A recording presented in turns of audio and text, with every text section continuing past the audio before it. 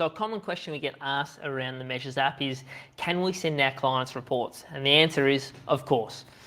It's really simple to do, and you can do it after you complete your session or anytime in the app. It's simple as going to the session screen, which is where you end up after you've completed your testing session with that client for that particular session, where you can go in and view all the tests that you've done there. And if I decided I wanted to send this session to my patient or client, all I do is I just go back to the session, select the session that I want, and hit the little mail or envelope button there. It'll then ask me, do I want to share the session report?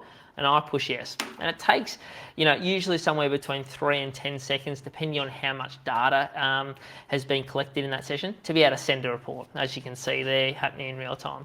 So as you can see, really quick, simple to be able to send the report to your data, and to your clients, and I highly recommend you send the data from the sessions to your clients.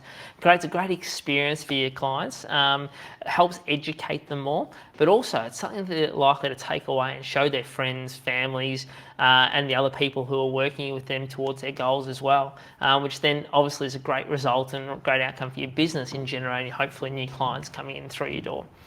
So hopefully that answers your question how you send reports. Make sure you get started doing it.